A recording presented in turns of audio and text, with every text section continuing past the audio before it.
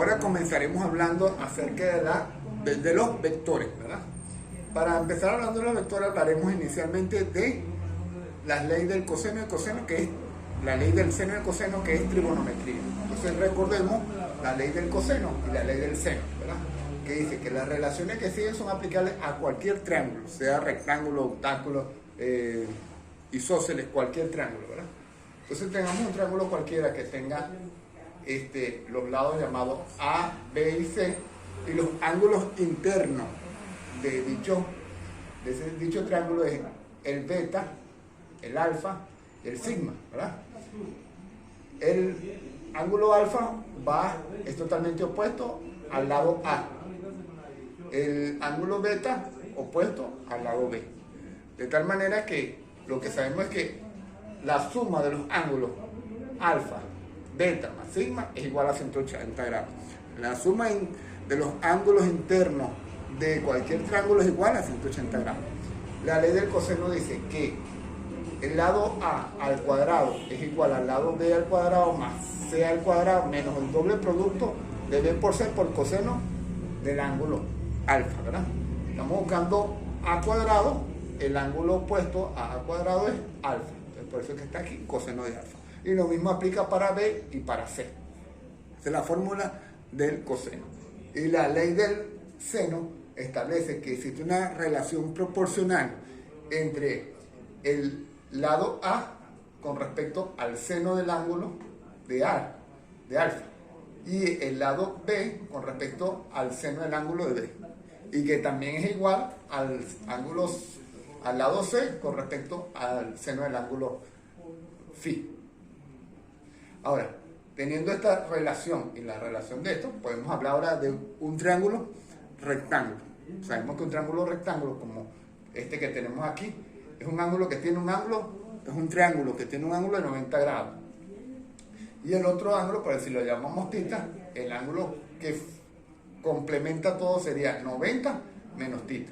Si llamamos C la hipotenusa del triángulo y A cualquier lado llamado el lado coseno opuesto, cateto opuesto, y D el cateto adyacente, podemos decir lo siguiente: que en todo triángulo rectángulo se cumple lo siguiente, que seno de θ es igual al lado opuesto sobre hipotenusa, A sobre C. Coseno de θ es igual al lado adyacente sobre hipotenusa, B sobre C. Y la tangente, que es el lado opuesto sobre el lado adyacente, A sobre B. Tenemos que, dado esta característica, podemos decir que seno al cuadrado de θ más coseno al cuadrado de θ es igual a 1. Esa es la relación fundamental en trigonometría. Y que tangente de θ es igual a seno de θ sobre el coseno de θ. De la relación de seno y coseno, sabemos que el coseno de θ es igual a 1 sobre seno y secante de θ es igual a 1 sobre el coseno de θ. Y cotangente 1 sobre tangente de θ. Esa es trigonometría. Esas son cuestiones que ya sabemos, pero es bueno recordar. Ahora sí, veamos sistemas coordenados, también llamados sistemas coordenados rectangulares o sistemas de coordenadas. Entonces, de la sistema de coordenadas también sabemos que el sistema de coordenadas está determinado por la Y y el eje X, que tienen ángulos entre ellos de 90 grados, ¿verdad? 90 grados hay aquí, y que cualquier punto PXY le va a corresponder un valor en el eje de las X y le va a corresponder un valor en el eje de las Y, ¿verdad? Si además el sistema de coordenadas tiene cuatro cuadrantes: el primer cuadrante, el segundo cuadrante, el tercero y cuarto. El primer cuadrante entre 0 y 90 grados, ¿verdad? Y el otro entre 90 y 180, y así vamos cumpliendo todo lo que nosotros conocemos como coordenadas rectangulares o coordenadas o sistemas coordenados. El otro sistema que tenemos conocido es el coordenadas polares planas, ¿verdad? Entonces, en el sistema de coordenadas planas tenemos el eje polar y el eje a 90 grados. Y por supuesto, donde lo que conocíamos como el punto 00 va a ser llamado polo en el sistema polar, ¿verdad? Entonces, cualquier punto en este sistema de coordenadas polar va a estar representado por R y tita, donde R es la magnitud que va desde el polo al punto y tita es el ángulo que se mide a partir del eje polar en sentido antihorario en forma positiva. Entonces dice R es la distancia del polo al punto y tita es positiva si se mide en sentido antihorario. Ahora tenemos que relacionar el sistema de coordenadas polares con el sistema de coordenadas rectangulares. ¿Cómo lo relacionamos? Colocando el sistema polar, poniendo aquí la R donde va la X y la Y donde sería el eje del 90 grados, ¿verdad? El punto 00 de XY va a ser el punto polo y por lo tanto un punto cualquiera PXY va a ser el mismo punto que está relacionado con el punto R tita que acabamos de ver ahorita. Y por lo tanto podemos escribir R, ¿verdad? Y el ángulo tita.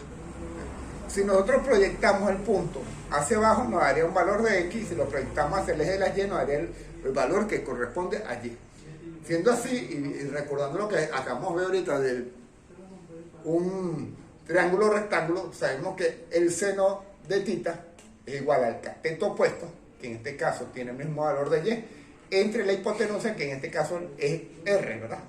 Y la coseno es igual a X, la proyección del punto, de la distancia del punto, que sería X sobre el valor de R. Tangente es Y sobre X, que ya lo vemos aquí, ¿verdad? Y eso nos relaciona que si tengo el R dividiendo pasa para este lado, nos quedaría que X es igual a R coseno de tita. Y si tenemos R aquí dividiéndolo pasa para acá, me quedaría que Y es igual a R seno de tita.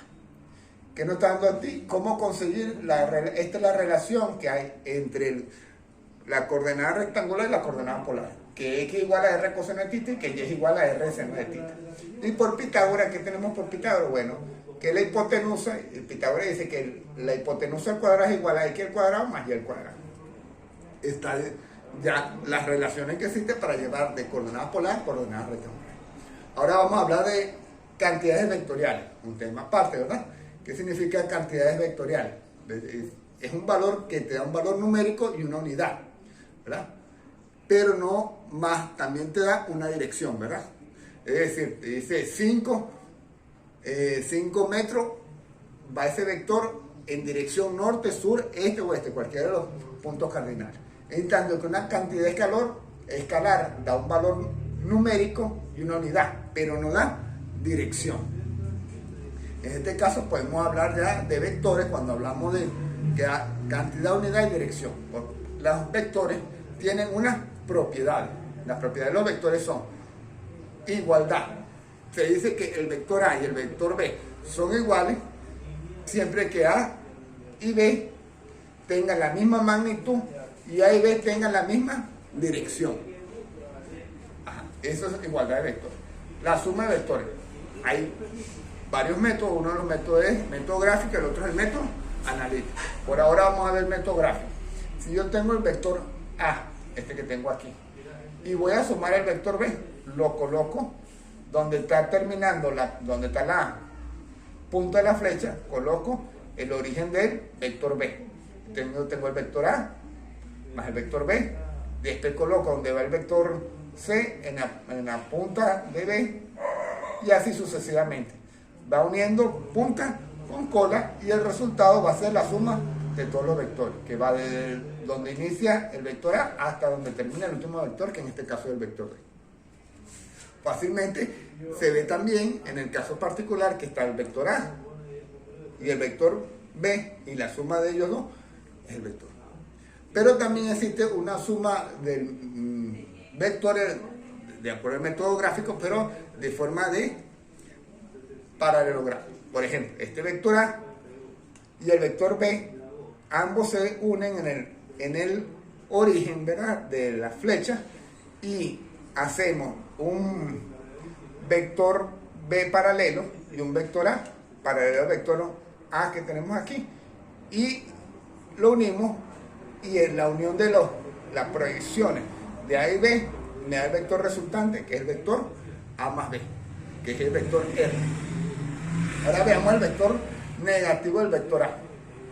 Entonces, el vector negativo del vector A lo vamos a denominar menos A con la flecha arriba, ¿verdad? Que es el vector negativo. Entonces, ¿qué característica tiene? Que tiene la misma magnitud del vector A, pero tiene una dirección opuesta. Es decir, que si A está dirigido hacia el norte, el vector B estaría dirigido hacia el sur. Si vale menos 12 unidades, entonces el otro sería más 12 unidades. Entonces, esto nos permite llegar al punto de que se puede hacer resta de vectores. ¿Cómo hacemos resta de vectores en forma gráfica? Bueno, tenemos el vector A, por ejemplo, que está aquí, ¿verdad? Fíjense que el vector A se une con la vector B, que sería este, y el negativo del vector B sería el que va hacia abajo, que tiene la misma magnitud de B con el menos B, pero lo que diferencia es que uno va dirigido hacia abajo. Entonces tenemos el vector A, y este aquí empieza el vector B, y la resta de ellos sería el vector C, ¿verdad? Que este vector que está aquí sería A menos B. De igual manera, si lo vemos del otro lado, vemos el vector A, ¿verdad? Con la punta, y el vector B también con la punta, y la resta de C, que sería A menos B. Ahora, multiplicación de vectores por un escalar, ¿verdad? Tengo un vector A cualquiera que se multiplica por una cantidad de escalar que la vamos a llamar M, ¿verdad? Entonces, podemos decir que M por A es un vector que tiene la misma dimensión de A, y ahora va a tener una magnitud que va a ser la misma dirección de A, pero ahora la magnitud de él se aumenta en M valor, ¿verdad? En M valor, M por A.